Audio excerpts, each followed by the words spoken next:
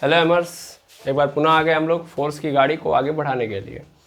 इससे previous video के अंदर हम लोगों ने फोर्स के ऊपर बेस्ड क्वेश्चन करना स्टार्ट कर दिया था और अब हम उसी लेक्चर को आगे बढ़ा रहे हैं।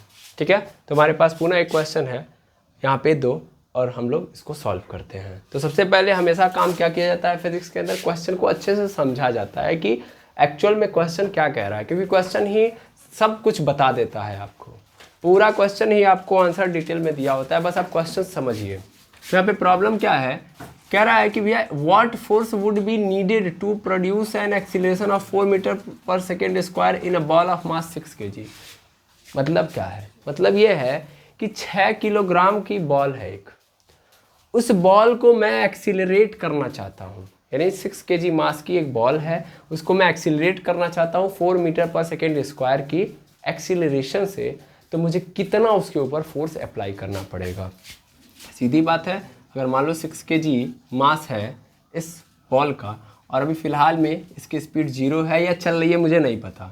ठीक है, मैं चाहता हूँ कि जो भी फ़िलहाल की जो स्पीड है उस स्पीड के अंदर बढ़ोतरी हो जाए, कितने की, 4 मीटर पर सेकेंड स्क्वायर की। तो हमने पढ़ा है कि बॉडी को एक्सेलरेट करने का मतलब क्या है, स्पीड में चेंज लाना, और स्पीड में चेंज लाने का मतलब क्या आएगा, फोर्स आएगा ही आएगा। तो यहाँ पे कितना फोर्स चाहिए ये काम करने के लिए, यही आपसे पूछ रहा है। तो क्या इसमें कोई खतरनाक बात है, बिल्कुल नहीं। चलिए सॉल्व करते हैं हम लोग। सबसे पहले क्या करते हैं हम लोग फिजिक्स के अंदर, जब हम समझ लिए क्वेश्चन को तो इजी काम करेंगे क्या कि सबसे पहले देखेंगे गिवन क्या क्या है। तो गिवन है हमारे पास भैया, सबसे पहले तो ए यानी एक्सीलरेशन है 4 मीटर पर सेकेंड स्क्वायर, पहली चीज़ तो ये दी गई है। दूसरी चीज़ क्या दी गई है, बॉल का मास दिया गया है, यानी एम का मान दे दिया गया 6 kg। क्या पूछ रहा है, फोर्स पूछ रहा है, यानी एफ की वैल्यू पूछ रहा है। अब ये तीनों के तीनों कहाँ पैदा होते हैं, यानी किस जगह पे आपको नज़र आते हैं भैया, तो सर ये हमें नज़र आते हैं F = ma के फॉर्मूले के अंदर, है ना। यानी यहाँ पे जो इक्वेशन दिया गया है फोर्स का वहाँ पे नज़र आते हैं। बस जो जो दिया गया है वह आप पुट कर दो। तो F = m की वैल्यू कितनी है, 6 है, a की वैल्यू 4 है। तो F = क्या हो गया, 6 4 जा 24, और फोर्स हमेशा किस में आएगा, न्यूटन में। कब, जब हमने क्या लिया है, MKS। चूँकि यहाँ पे जो यूनिट है वो किस में है, MKS में, तो डरने की बात नहीं है, आंसर किस में आएगा, न्यूटन में। यदि आंसर आ गया F = 24 न्यूटन, यानी 6 kg के बॉल को 4 मीटर पर सेकेंड स्क्वायर का एक्सीलरेशन देने के लिए हमको कितने न्यूटन का फोर्स अप्लाई करना पड़ेगा, 24 न्यूटन का। तो बड़ा इजी क्वेश्चन था, हो गया। इसी तरीके से अब हम लोग इस क्वेश्चन को देखते हैं। लिखा है what is the acceleration produced by a force 12 Newton exerted on an object of mass 3 kg। कह रहा है कि भैया एक ऑब्जेक्ट है जिसका मास क्या है, 3 kg है, इसके ऊपर मैं फोर्स लगा रहा हूँ 12 न्यूटन का। तो पूछ रहा है कि कितना एक्सीलरेशन आएगा, क्योंकि 100% पता है हमको कि अगर हम फोर्स लगाएंगे तो उसकी स्पीड में क्या आने वाला है, चेंज आने वाला है। स्पीड में चेंज मतलब एक्सीलरेशन आने वाला है। तो क्वेश्चन में क्या पूछा जा रहा है कि कितना एक्सीलरेशन आएगा। सिंपल क्वेश्चन है तो आंसर भी सिंपल होगा। सबसे पहला काम ये देखेंगे कि गिवन क्या क्या है। तो गिवन इसमें क्या क्या है, तो सबसे पहले 12 न्यूटन फोर्स है, यानी एफ की वैल्यू दे दी गई है 12 न्यूटन। फिर क्या दे दिया गया है, m की वैल्यू 3 kg, यानी मास दे दिया गया है 3 kg। क्या पूछ रहा है, एक्सीलरेशन। ये तीनों कहाँ पाए जाते हैं सर, यहाँ पाए जाते हैं। F = m × a। F की वैल्यू सर पता है 12 है, m की वैल्यू कितनी है, 3 है, इंटू a का मान निकालना है। चूँकि यूनिट सेम है इसलिए कुछ छेड़छाड़ किया नहीं है, सब MKS के अंदर दिया गया है तो कोई दिक्कत नहीं है। हमें a का मान चाहिए तो 3 को इसके नीचे भेज देंगे, तो 12/3 हो जाएगा = a। दैट इम्प्लाइज मैं यहाँ पे देखूंगा तो क्या हो जाएगा, a = 3 से 12 कैंसिल, क्या आ गया, 4 मीटर पर सेकेंड स्क्वायर। यही तो होता है एक यूनिट, जो यूनिट होती है उसको लिख दो, 4 मीटर पर सेकेंड स्क्वायर। और ये हो गया एक्सीलरेशन। मतलब क्या है, मतलब ये है कि अगर मैं 3 kg वाले मास को या 3 kg मास वाले ऑब्जेक्ट के ऊपर 12 न्यूटन का फोर्स लगाऊंगा तो उसके अंदर एक्सीलरेशन कितना आएगा, 4 मीटर पर सेकेंड स्क्वायर का एक्सीलरेशन आएगा।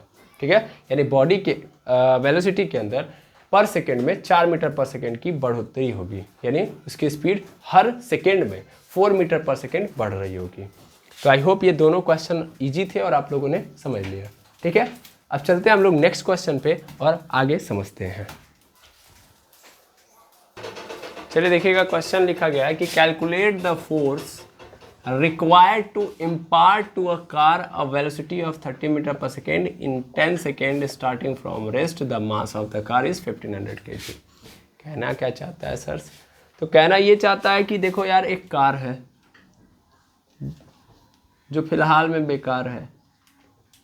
बेकार है मतलब रुकी हुई है, रेस्ट में है, और इस कार का जो मास है वो 1500 kg है। लेकिन हम जब देख रहे हैं तो शुरुआत में लगा कि ये रेस्ट है, लेकिन 10 सेकंड बाद जब देखा इस कार को, 10 सेकंड बाद हमको ये कार कुछ ऐसी नज़र आई। कैसी नज़र आई? तो ऐसी नज़र आई कि यहाँ पे जो कार है एक्चुअल में उसकी स्पीड 10 सेकंड के बाद कितनी हो जा रही है? तो वो हो जा रही है कितनी? 30 मीटर पर सेकेंड। ठीक है, 30 मीटर पर सेकेंड, यानी इसकी स्पीड 30 मीटर पर सेकेंड हो जा रही है। तो क्वेश्चन में ये पूछा जा रहा है कि ये बता दो भैया, क्या बता दो भैया? ये बता दो भैया कि भाई रेस्ट से कार 30 मीटर पर सेकेंड की स्पीड में चली गई, तो हाउ दैट इज़ पॉसिबल? क्या स्पीड में चेंज आया है कि नहीं आया? बिल्कुल आया है। और अगर स्पीड में चेंज आया तो क्या आएगा? फोर्स। यानी कौन सा फोर्स लगा होगा, कितना फोर्स लगा होगा। कौन सा नहीं पूछा है इसने, डायरेक्ट यहाँ पे ये पूछा कितना फोर्स लगा है। तो कितना फोर्स लगा है तब जाके ये रेस्ट से किस में गया है? 30 मीटर पर सेकेंड की स्पीड में गया है।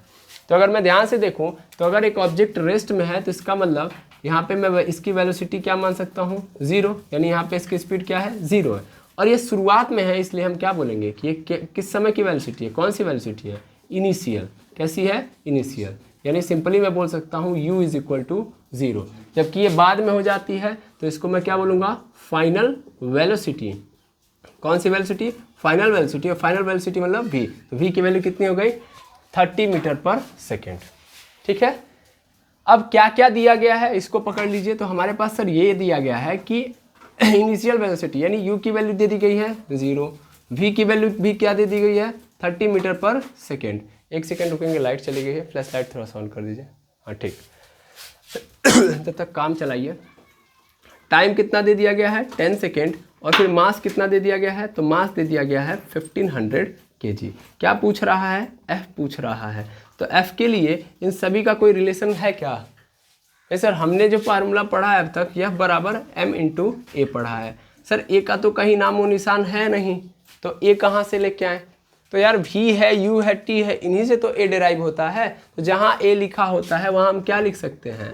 m इंटू ए के जगह पे लिख सकते हैं v minus you upon T लिख सकते हैं, क्योंकि a की वैल्यू क्या होती है? v minus you upon T. कहाँ से लाए सर? तो फर्स्ट इक्वेशन ऑफ मोशन से। अब f ऐसे ही रहेगा, m की वैल्यू कितनी है? 1500 kg। v की वैल्यू कितनी है?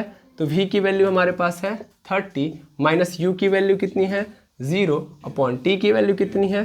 10 है, 10 लिख दिया। ठीक है, अब f इज इक्वल टू यहाँ पे 1500 ऐसे ही रहेगा। ये 30 माइनस 10, 30 माइनस 0 मतलब क्या हो गया? 30 हो गया अपॉन 10। ये 0 से 0 कैंसिल हो गया, हो गया। अब देखना क्या होगा यहाँ पे, f इज इक्वल टू यहाँ पे 150 का गुणा 30 में हो जाएगा। दैट मीन्स 15 3 45, 450, एक जीरो यहाँ पे, एक जीरो यहाँ पे, हो गया। यानी f की वैल्यू कितनी आ गई? तो f की वैल्यू आ गई 4500 न्यूटन। ठीक है, तो 4500 न्यूटन हमारे इस क्वेश्चन का आंसर हो गया। तो आई होप ये वाला क्वेश्चन भी आपको समझ में आ गया। जब हमारे पास डायरेक्ट एक्सीलरेशन नहीं देगा, स्पीड में चेंज दिखाएगा, तब हम कैसे फोर्स की वैल्यू फाइंड आउट करेंगे। तो ये तरीका हमारे पास होगा। क्लियर है? बिल्कुल। तो आई होप ये वाला समझ में आ गया होगा।